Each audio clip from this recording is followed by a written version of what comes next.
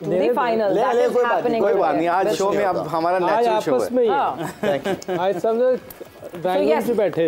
Coming back to the final and India versus Australia, क्या रहा, कैसा रहा, किसने कितने रन्स बनाए और किसने कितने रन्स नहीं बनाए, उसके हवाले से बात करेंगे। इनिंग समरी पर नजर डालते हैं कि what has happened up till now in this final of the World Cup 2023। तो ये इनिंग समरी आपके सामने स्क्रीन पर। केएल राहुल ने 66 रन्स 107 गेंदें खेली हैं, बहुत स्लो खेले। विराट कोहली 54 और 63। स्टार्ट बड़ा तेज़ किया था विराट ने, उसके बाद रुकना पड़ा। रोहित शर्मा स्टार्ट 47 और 31। स्टार्क ने 3 विकेट्स लिए हैं। पैट कमिंस स्टार्क पूरे वर्ल्ड कप में वैसा लाला नहीं दिखाई दिए। फाइनल था तो बताया कि मैं आज अपने जो हमारा पेस अटैक है उसको लीड करूंगा। तो ये है इनिंग हिस्ट्री। एक्सीलेंट। अच्छा, उस वक्त केएल राहुल जो है था वो अच्छा खेल रहा था। जब विराट साथ में पार्टनरशिप लगी हुई थी, बहुत अच्छा खेल रहा था। एंड देन जैसे विराट आउट हुआ तो उसने एक्स्ट्रा प्रेशर अपने ऊपर, वो बनता भी था, जिम्मेदारी एज ए सीनियर प्लेयर, उसको अपनी नीचे की स्ट्रेंथ का भी पता है कि वो अभी तक बड़े मैचों में एक्सपोज हुई नहीं है, आई नहीं है बैटिंग की तरफ, तो वो एक प्रेशर लिया होगा उसने। और 107 बॉलों पे 66 की बैटिंग से ये लगता है। बाकी बॉलर्स को अगर आप देखें, आपके तीनों फास्ट बॉलर ने, जो कि फास्ट बॉलर्स यहाँ पे कम ले रहे थे विकेटें, लेकिन उनकी फास्ट बॉलिंग जो हमेशा से ऑस्ट्रेलियन की स्ट्रेंथ रही है, किसी भी पिच के ऊपर वो अपने फास्ट बॉलर्स को ज्यादा वैल्यू देते हैं, और आज उसका रिजल्ट है सामने। और मुझे भाई केएल राहुल का इस तरह खेलना इसलिए भी इंपॉर्टेंट था because once KL Rahul out होते हैं तो 4 विकेटों पे सिर्फ 37 रन और जोड़ सकी है टीम इंडिया। यानी 4 जो बैटर्स बाद में जो 4 विकेटें गिरी, उन्होंने रन्स नहीं जोड़े कुछ। देखिए, अगर ये 107 बॉल ना खेलते तो ये हो सकता है ये 150 पे आउट हो जाते। ये 107 बॉलों के पीछे पूरी अगर देखें इनिंग्स के बिल्डअप करने के लिए उसने पूरी अपनी इनिंग्स बिल्डअप की है। जैसे शाहिद ने कहा कि जैसे विराट कोहली आउट हुए उसने पूरी रिस्पॉन्सिबिलिटी ली है। उसको पता था कि हमारी टेल जो है ना एक्सपोज नहीं हुई अभी पूरे टूर्नामेंट में, हमारे बैट्समैनों ने बड़े रन्स किए हैं। सो आई थिंक इनको ये गेम अवेयरनेस तो है ना, मगर इसके साथ साथ जो इन्होंने किया है ना, जो आपके बॉलिंग फिगर्स देखें, आप देखिए पैट कमिंस ने आज लीडरशिप के ऊपर क्या आके इंटेंट दिखाया है। बॉलिंग में जब उसको विकेट चाहिए वो खुद आया है, फील्डिंग वहां पे उसने की है जहां पे उसने आके फील्डिंग सिंगलें रोकी हैं, डाइमें मारी हैं। और सबसे इंपॉर्टेंट बात है जो हम ब्रेक में बात कर रहे थे कि उन्होंने एक एक बैट्समैन को रीड करके आए हुए थे, इसलिए दे आर गुड प्लानर। हम बार बार कर रहे हैं कि होमवर्क करके आते हैं, प्रोसेस में रहते हैं। आज सूर्य आया तो उसने फाइन लेग और थर्ड मैन को विकेट कीपर के साथ जोड़ दिया कि ये उसकी ये वाली स्कूप शॉट और उल्टी जो थर्ड मैन के ऊपर बाउंसर को मारता है वो दोनों रोक गई। जब आप फील्डरों से खेलते हैं और उनकी शॉटें ब्लॉक कर देते हैं ना, तो उसकी स्ट्रेंथ जब उसको स्कोर नहीं मिला तो आई थिंक हम ये कह सकते हैं 270-75 था अगर फील्डिंग एफर्ट्स को इसके मद्देनजर रखें। 100%, क्योंकि आपने देखा उन्होंने फील्डिंग पे जो दुक्का आखिरी वो डेविड वार्नर ने आउट सूर्या को आउट होने से पहले वो हो सकता है 3 हो जाते हैं अगर वो डाइव मार के उठ के एकदम पकड़ के। ये देखे ना अब ये वाली अब ये फील्डिंग पे देखा आपने, ये इसने क्या जबरदस्त फील्डिंग, 15, 20, 25 रन तो आपने शुरू में ही रोक दिए थे, 8 ओवरों में ही रोक दिए थे। बिल्कुल ऐसे 100%। और ये catch good fielding, good catches, मतलब एवरीथिंग वाज स्पॉट ऑन। पर अभी इस तरह और जो स्पॉट ऑन हुई चीजें, यूसुफ 138 डॉट बॉल्स खेली हैं आज इंडिया ने यहाँ इस पूरे सिनेरियो में।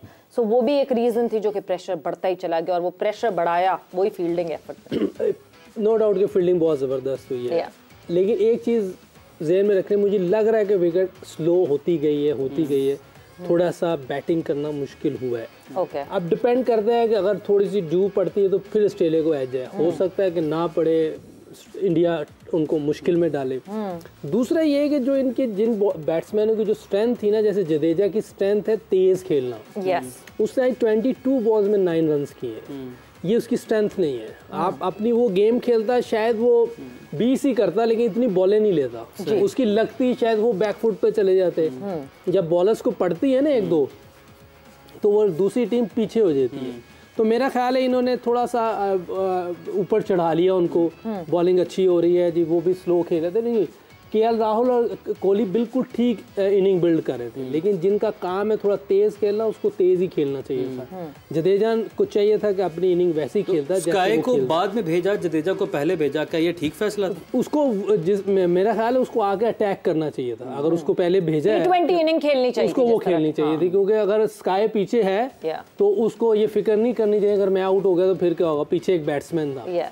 उसको अपनी इनिंग खेलनी चाहिए थी जिसकी वो जो उसको स्ट्रेंथ है उसकी। मेरा अपनी स्ट्रेंथ से हटा है, और वो इस तरह का बैट्समैन नहीं कि ग्राफ करे, इनिंग सिंगल करे, और उसको एक दो लग जाती तो फिर वो लेके निकलता। मेरा ख्याल है कि वो गलती कर गया यहाँ। ठीक, इनका टोटल और बेहतर हो सकता था। अगर इफेक्टिवनेस की बात करें, हम फास्ट बॉलर्स की ऑस्ट्रेलिया की बिल्कुल बात कर रहे हैं, इंडिया के फास्ट बॉलर्स भी बहुत अच्छे से रिस्पॉन्स कर रहे हैं, हर सरफेस पे उन्होंने रिस्पॉन्स किया, उनके स्पिनर्स ने ड्यू हो ड्यू ना हो फिर भी रिस्पॉन्ड किया।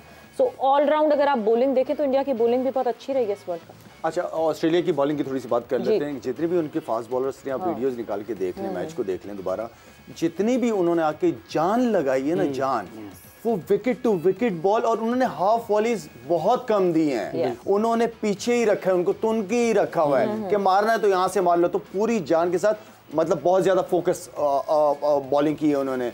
अच्छा, ओवरऑल अगर इस वर्ल्ड कप के अंदर किसी की बॉलिंग को सामने रखा जाए तो इंडिया ने जबरदस्त डोमिनेट किया है। इंडिया, उनकी बॉलिंग ने स्विंग भी करते हैं, लाइन और लेंथ भी बड़ी जबरदस्त है, शामी भी फॉर्म, बुमराह, सिराज, ये सारे अच्छे फॉर्म में हैं। ये प्लेयर्स जिनको अपनी कंडीशन में भी खेल रहे हैं, पिचेस का आइडिया बहुत अच्छा है उनको।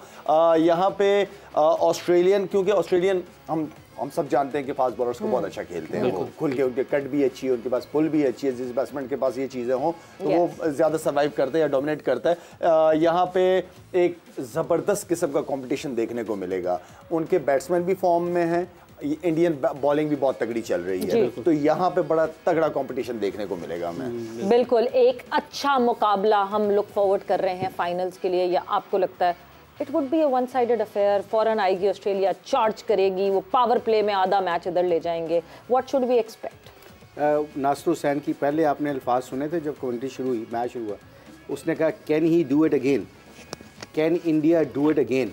That's a very valid question. आपकी बॉलिंग पे मुझे नहीं डाउट कि इनकी बॉलिंग को ख़राब होगी। आज इनके कैचेस और आज इनकी फील्डिंग ये डिफेंड करेगी, क्योंकि बॉलिंग ने जो करना है वो तो उनके ऊपर प्रेशर है, उन्होंने तो अब डिलीवर कर रहे हैं, उनका कॉन्फिडेंस लेवल तो हाई होगा। आज क्रूशियल सिचुएशन के ऊपर कैचेस जो है ना वो पकड़ने पड़ेंगे, क्रूशियल बाउंड्रीज रोकनी पड़ेंगी। जो ऑस्ट्रेलिया ने किया, अगर इन्होंने फील्डिंग में किया ना, और इन्होंने अगर पहले 10 ओवरों में 50 के नीचे एक दो विकेटें ले ली, तो इनके स्पिनर आके इनको रगड़ा दे देंगे मिडल के अंदर, क्योंकि दोनों का कॉन्फिडेंस डिफरेंट है।